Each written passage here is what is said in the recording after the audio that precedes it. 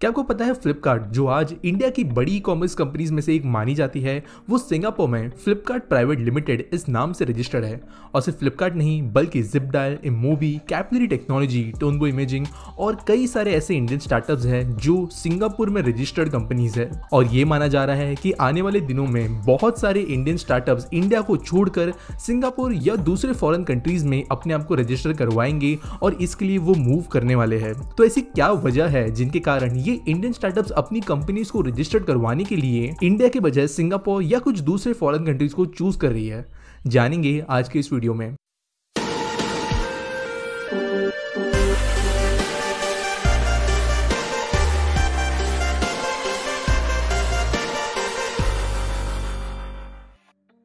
पंद्रह अगस्त 2015 यानी वो दिन जब हमारे प्राइम मिनिस्टर जी के द्वारा स्टार्टअप इंडिया और आत्मनिर्भर भारत इन दोनों इनिशिएटिव्स के अनाउंसमेंट अपने स्पीच के दौरान की थी। इस स्कीम का जो एक्शन प्लान था उसमें इंडिया के 3 एरियाज में ज्यादा फोकस करना था, जिसमें simplification and hand holding, funding support and initiatives and industry academia partnership and incubation. इन 3 चीजों के जरिए स्टार्टअप्स को बड़ा करने की कोशिश की जाने वाली थी। और इसके बाद में हम सभी को पता है कि किस तरीके से इंडिया में स्टार्टअप्स की एक वेव हमें देखने मिली। इस स्कीम के तहत बहुत सी स्टार्टअप्स कंपनीज बहुत अच्छे से रन कर रही थी और दूसरे नए स्टार्टअप्स के लिए मिसाल भी बन रही थी। लेकिन इस सब के बावजूद हैरान करने वाली बात यह सामने आती है कि ज्यादातर स्टार्टअप्स इंडिया के बाहर दूसरे कंट्रीज, ज्यादातर सिंगापुर या अमेरिका में अपनी कंपनीज को रजिस्टर्ड करवाती है। ऐसा करने के पीछे हर स्टार्टअप का कोई एक मेजर रीजन तो होता है, लेकिन 5 से 6 ऐसे रीजन होते हैं जिनके कारण ये भारत के बाहर जाना डिसाइड करती है। वो रीजन क्या है, एक एक करके समझते हैं। फर्स्ट रीजन है नॉट इजी टू रजिस्टर।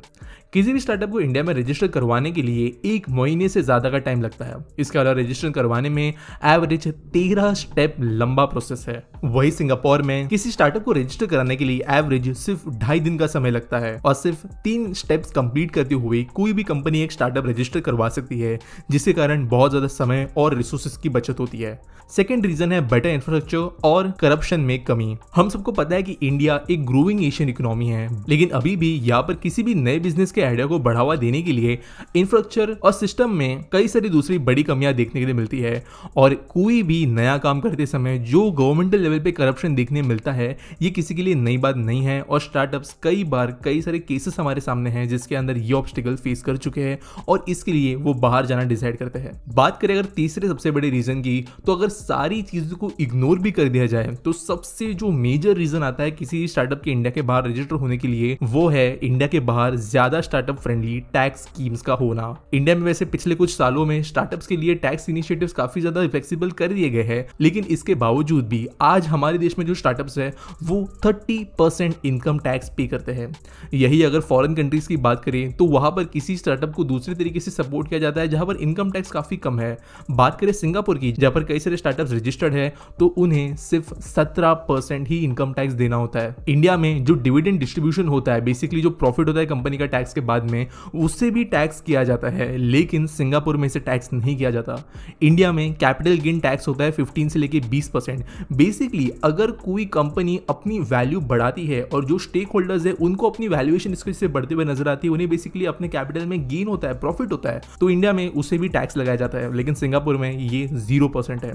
इसके अलावा जीएसटी जो 5 से लेके 28% के बीच में हो सकती है, वो सिंगापुर में 7% पे फिक्स्ड है, जिसके कारण बहुत बड़े पैमाने पर बहुत सारे अलग अलग गुड्स एंड सर्विसेज के लिए पैसे बचाए जा सकते हैं और स्टार्टअप्स का फायदा लेने के लिए वहां पर जाके अपने आप को रजिस्टर कराती है। इसके अलावा अगर इन नंबर्स को छोड़ भी दिया जाए तो सिंगापुर जानी जाती है स्टार्टअप कंपनीज को खुद से सर्विसेज देते हुए अपने कंट्रीज में रजिस्टर करवाने के लिए। बेसिकली ऐसा कहा जाता है कि सिंगापुर एक रेड कार्पेट बिछा देती है स्टार्टअप्स को अपने देश में आने के लिए। इसके कारण इंडिया 77th रैंक पर है in terms of countries to start a business in, जबकि सिंगापुर 2nd रैंक पे आता है। और ऐसे ही कई सारे रीजंस मिलकर एक काफी ज्यादा सक्सेसफुल स्टार्टअप बनाते हैं जो आगे जाकर ग्लोबल लेवल पे कोई बहुत बड़ी कंपनी भी बन सकती है। इन्हीं में से एक स्टार्टअप हुआ करती थी एप्पल। स्टीव जॉब्स ने अपने एक दोस्त और फॉर्मर कलीग के साथ में मिलकर एक गैराज में इस कंपनी की शुरुआत की थी और कई सारे मुश्किलों से गुजरने के बाद में फाइनली ग्लोबल लेवल पे एक इंपैक्टफुल कंपनी वो इसे बना पाए। आज के डेट में आप जानते होंगे कि Apple one of the most valued companies है पूरे के पूरे दुनिया में, और इसके लिए जो चीजें स्टीव जॉब्स ने फेस की वो अपने आप में बहुत ज्यादा इंटरेस्टिंग है। इसी इसी कहानी को आप कुको एफएम पर सुन सकते हो इनके बिकमिंग द स्टीव जॉब्स इस हिंदी पॉडकास्ट के अंदर, जहां पर एप्पल के बनने की डिटेल कहानी आप अच्छे से समझ सकते हो। कुको एफएम आपको कई सारे जॉनरास में, कई सारी भाषाओं में और कई सारे अलग अलग फॉर्मेट्स में रिच ऑडियो कंटेंट प्रोवाइड कराता है, जिसे आप अपने डेली लाइफ में जब भी समय मिले उस समय पर सुन सकते हो। कुको एफएम के प्रीमियम सब्सक्रिप्शन के लिए साइन अप करने पर आपको shows, self help, motivation, biographies, book summaries और ऐसे कई सारे दूसरे ऑडियो कंटेंट को एंजॉय करने के लिए कई सारे ऑप्शंस मिलते हैं। इनफैक्ट अभी डिस्क्रिप्शन में दिए गए लिंक के जरिए कुको एफएम की प्रीमियम सब्सक्रिप्शन को अप्लाई करते हो तो आपको 50% का डिस्काउंट मिलता है PT50 इस कूपन कोड का इस्तेमाल करने पर। यानी ईयरली बेसिस पर आपको ₹1 से भी कम में साल भर के लिए इस प्रीमियम कंटेंट का एक्सेस मिल जाता है। तो अभी डिस्क्रिप्शन में दिए गए लिंक पर क्लिक करें, कुको एफएम के प्रीमियम सब्सक्रिप्शन के लिए साइन अप करें और इस समय पर PT50 इस कोड को इस्तेमाल करना नहीं भूलना। बात करते हैं अगली रीजन की कि क्यों स्टार्टअप्स इंडिया के बाहर अपने आप को रजिस्टर कराते हैं। तो दोस्तों ये तो हम समझ गए कि कई सारे स्टार्टअप सिर्फ नाम के लिए खुद को वहाँ पर रजिस्टर कराते हैं, जबकि सारे के सारे ऑपरेशंस उनके इंडिया में होते हैं। लेकिन जैसे जैसे कंपनीज बड़ी होती है वैसे हमने ये भी देखा है कि कंपनीज इंडिया के बाहर अगर कहीं अपना ऑफिस वगैरह बनाती है, हेडक्वार्टर वगैरह बनाती है, तो वो भी बाहर ही होता है। इंडिया में स्किल्ड लेबर्स अब माने ना माने हायर लेवल पे आज भी कम है। हमारे यहाँ पर मिड लेवल टैलेंटेड एम्प्लॉयज की कमी नहीं है, लेकिन अगर हम बात करें CEO लेवल, VP लेवल, इन जैसे पोजीशंस पर काम करने के लिए हमारे देश में आज भी लेबर्स या फिर आप कह सकते हो तो स्किल्ड पर्सनल की कमी है।